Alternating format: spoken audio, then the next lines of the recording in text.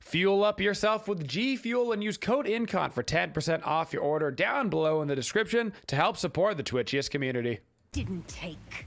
Hello everybody, we are here with your AMA guide, gonna be rocking here over in the solo lane. So we're gonna be picking up a Warrior's Blessing, a Chalice of Healing, and 3 health potions. Now you should keep in mind that you cannot stack healing potions and Chalice of Healing. So if you don't feel comfortable with that, you can go the Chalice and then 3 multi-pots. But this will give you a lot of sustain to stay in the lane because I'm going to be grabbing a Blink as my first relic instead of a teleport. A lot of solo laners right now are really trying to avoid getting teleport at all costs. Mostly because it's just kind of a crappy active. Most people are trying to get that Blink and Thorns online, because if you can blink into the back line, pop that Thorns, you just interrupt the ADC and the mage so hardcore. So AMA, we don't have that much lane clear. Looks like we're going to be against an Arthur. He should out lane clear us, that's fine. Our goal is going to be to not lose too much gold to the tower, not fall too far behind, and then start rotating maybe a little bit earlier I have what you're looking for those team fights. Make sure you let your 2 charge all the way in AMA, so that way you can kill all of those small minions when they come out from the blue. Pop a Chalice on my way to lane. Didn't miss out on that melee. Arthur missed out on that melee. I got there just a little bit quicker than he did. Slash should help out. Had to get a little poke on him. Remember that AMA is actually good at brawling. Oh, he's going for the cheeky level 1 gank. This actually happens sometimes. This is gonna be very interesting. Nice job. What a cheeky gank right there. That's actually a strategy that you see pretty commonly at high level ranked. Is I would say about 1 in every 5 games, you'll see a really quick gank onto the solo lane because the jungler can come over while the solo laner is still level 1 and try to grab a quick kill. Now, luckily, this Arthur did have teleport as his relic, and so he's able to come right back to lane. But because of the prominence of the Blink active in solo right now, it means that if that level 1 gank gets put on you and you don't have teleport, you can easily, really easily fall behind like 2 levels right at the start of the game, and that can be detrimental. Clear is my #1 focus.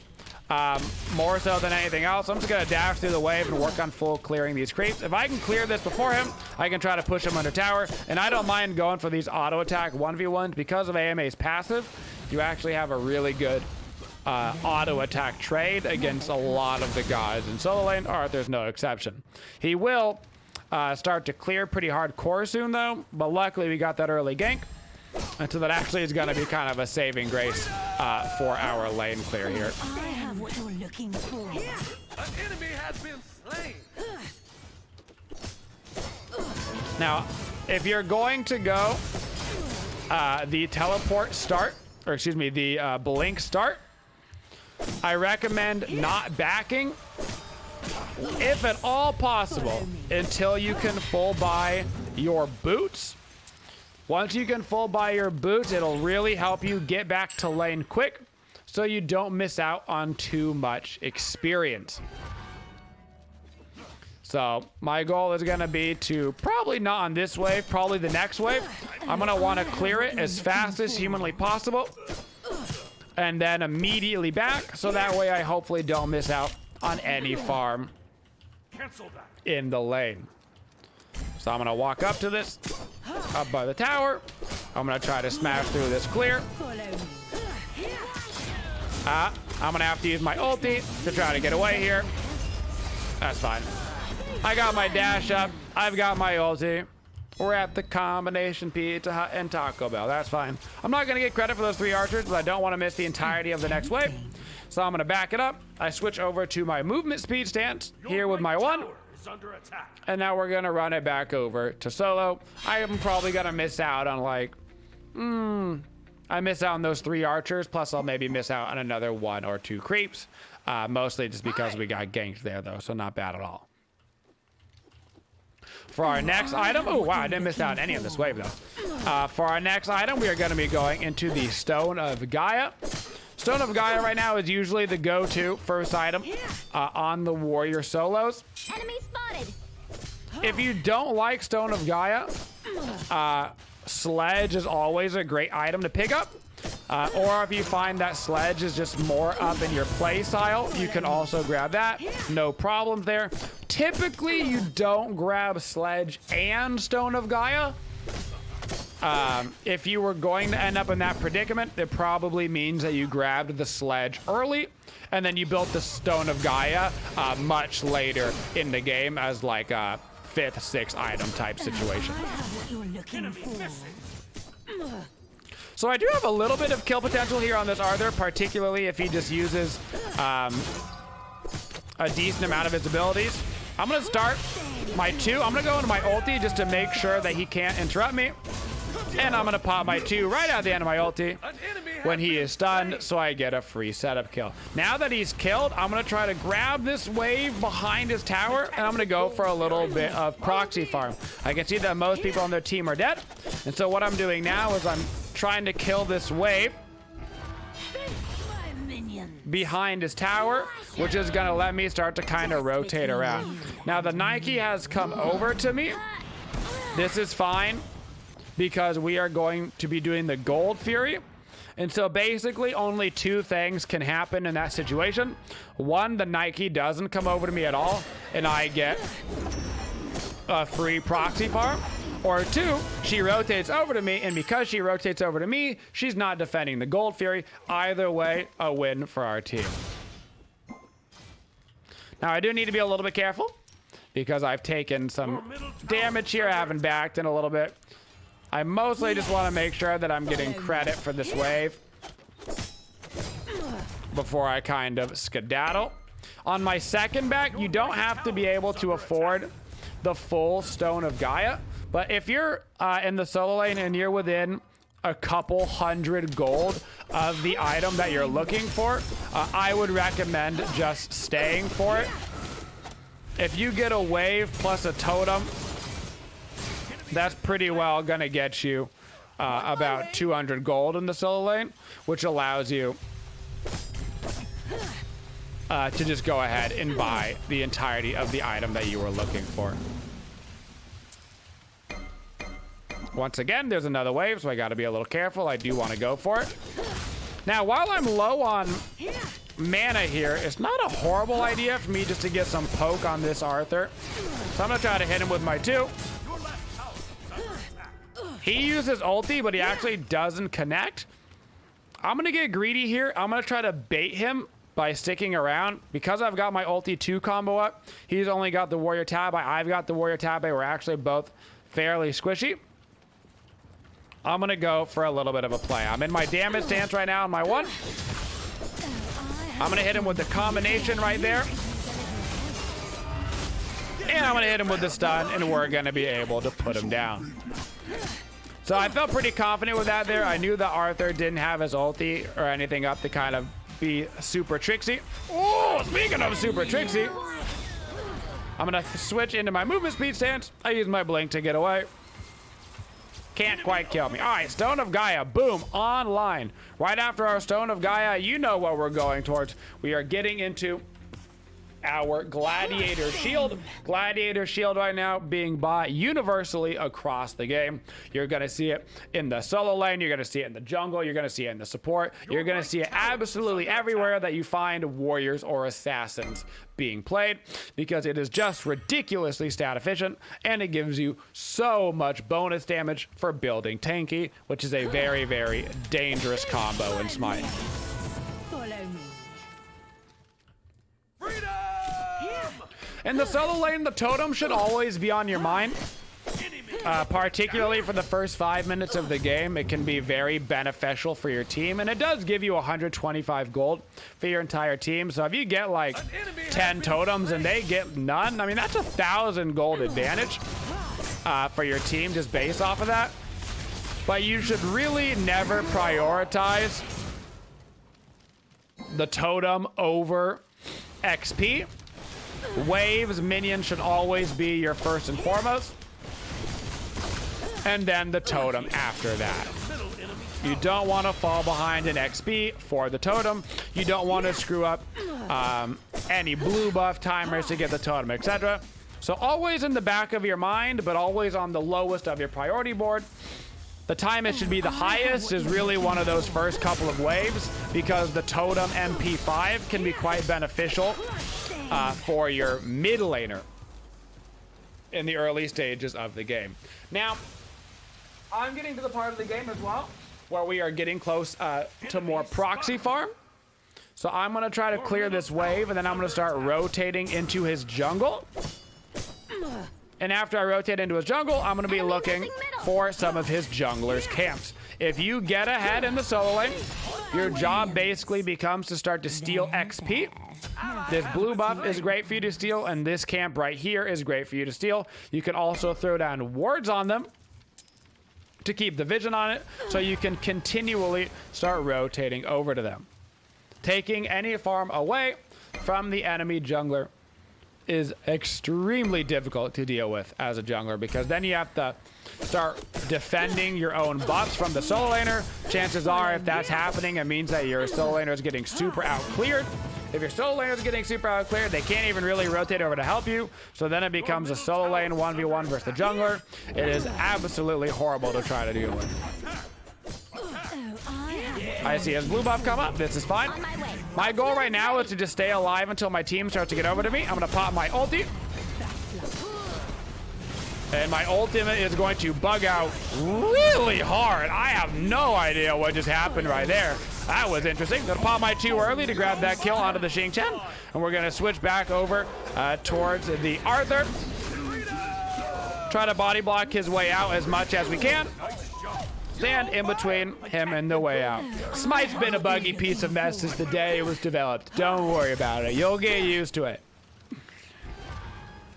Now that Arthur is dead, we can get this next wave and then grab his tower. At the solo laner, it is usually your responsibility to keep a ward over on the fire giant. So make sure once you start getting after the 10-minute marker and that pyromancer has spawned, that you get yourself that vision on the fire to help out your team. Particularly if you are going to be rotating around the map and helping out with things like Gold Furies, you want to make sure you have that vision so they don't try to sneak a fire giant. So I'm going to back up. I'm going to get my thorns. I like to rank up thorns ASAP, because ranking up that thorns reduces the healing that the enemy team gets. When you rank up that thorns, 50% of enemies' lifesteal doesn't work at all. Extremely good against somebody with like a hunter that's got Devo gloves, a mage that's building Bancrofts. Doesn't matter. It really, really hurts so many people across the board, and it makes you absolutely unfightable for the 5 seconds that it's on your character. So at this stage of the game, the chances of me 100-0ing the Arthur are pretty low. So you'll start to see the solo laners kind of leave each other alone at this point and just start to focus on farm and rotation. So I'm going to get a ward over here by the fire so we can see them if they're coming in. So I've cut off the entrance points to the fire giant. So if they enter from here or here, we will be able to see them. And my ward will not actually get countered directly on the fire giant, because all the wards are around the fire giant. So while we don't have the vision directly on it, we still will have vision and knowledge that they're going to do it if we decide to rotate.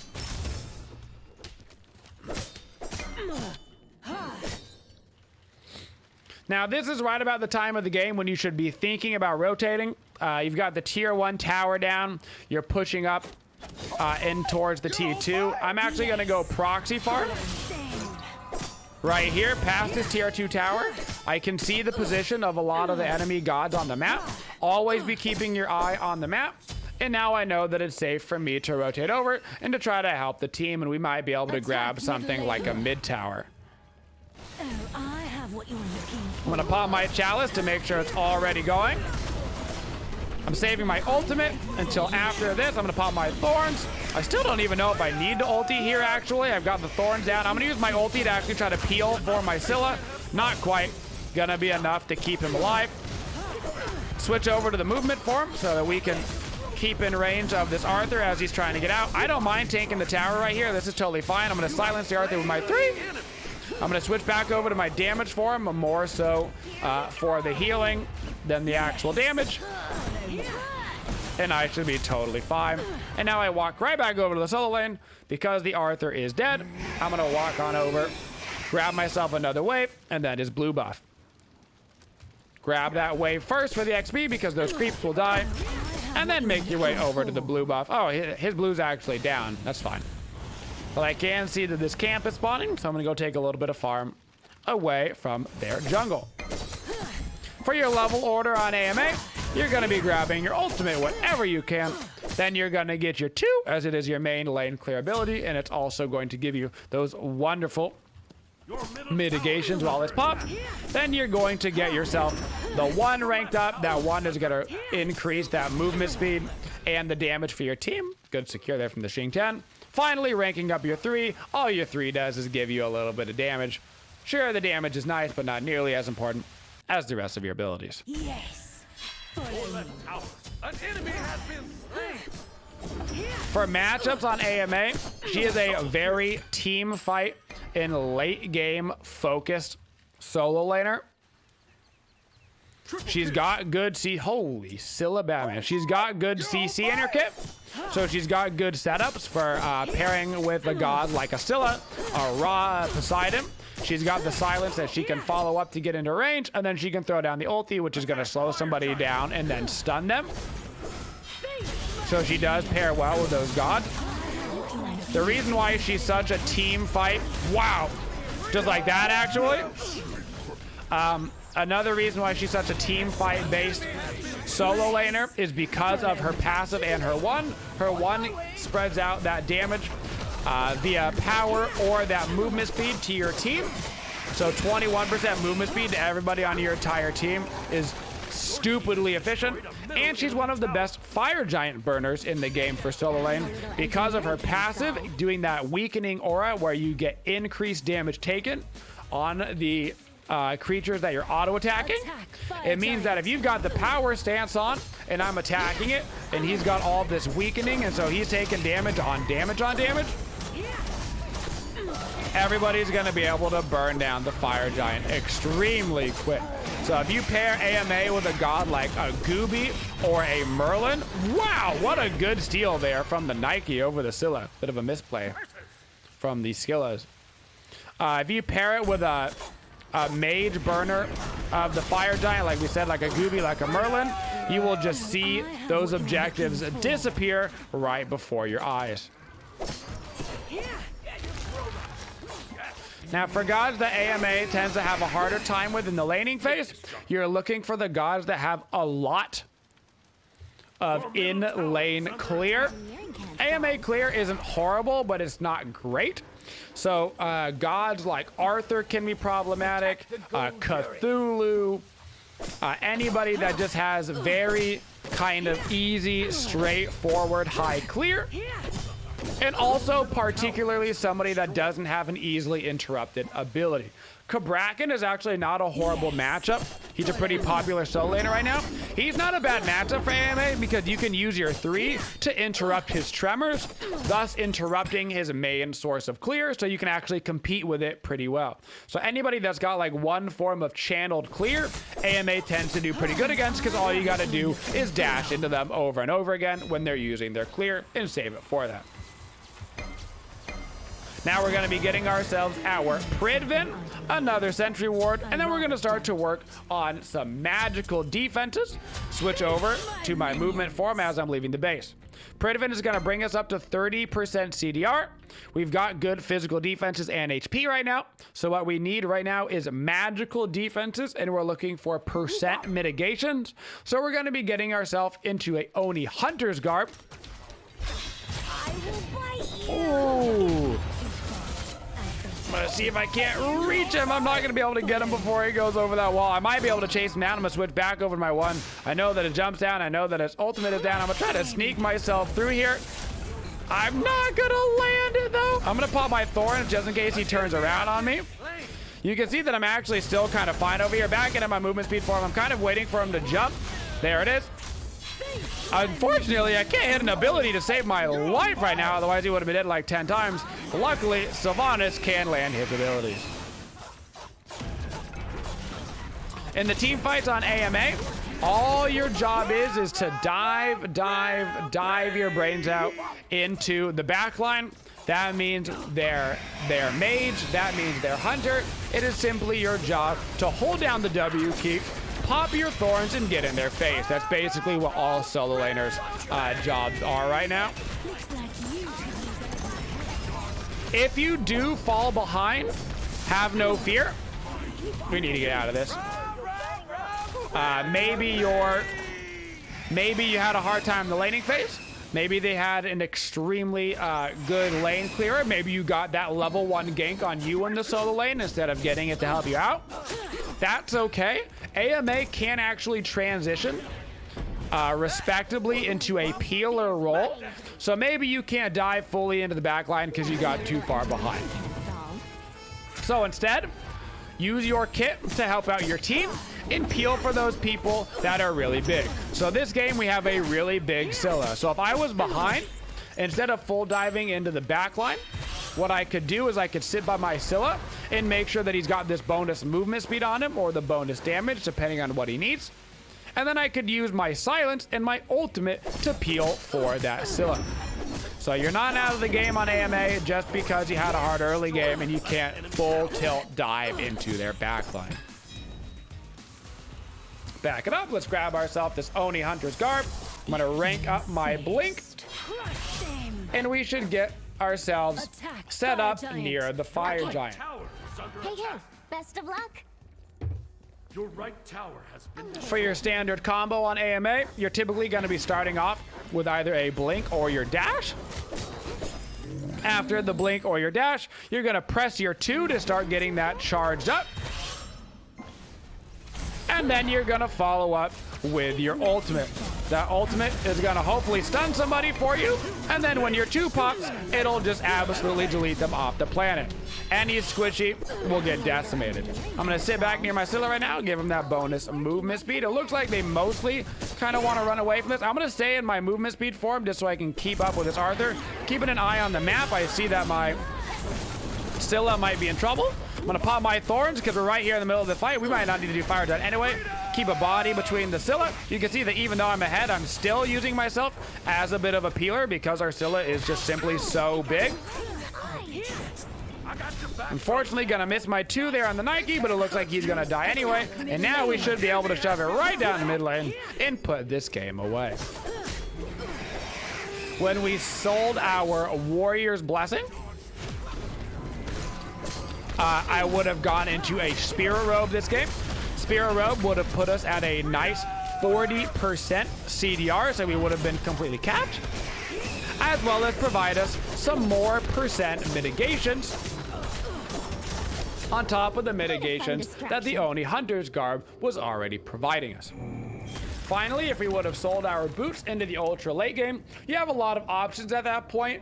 That's not a bad opportunity to pick up the sledge. If you haven't yet, you're not really going to lose any power because it gives just about the same power as your warrior Tabai. But you're going to pick up HP, you're going to pick up CCR if your build doesn't have it capped yet. So in that build, we had some CCR from our Oni Hunter's garb, that is crowd control reduction. But because we didn't have a reinforced greaves, we didn't have the capped 40%. So a sledge would have brought us up to that 40% cap as well. or you can go more traditional items like a Mantle of Discord. Maybe you need anti-healing, so you've got Contagion, you've got Pestilence, or even a little bit aggressive on the anti-healing front, you could grab yourself a Brawler's Beat Stick as well. A lot of healing in the game right now, so most games you're probably going to end up needing an anti-heal item. This game, they didn't have so much healing, so we didn't actually need it, guys. And that is our AMA solo guide.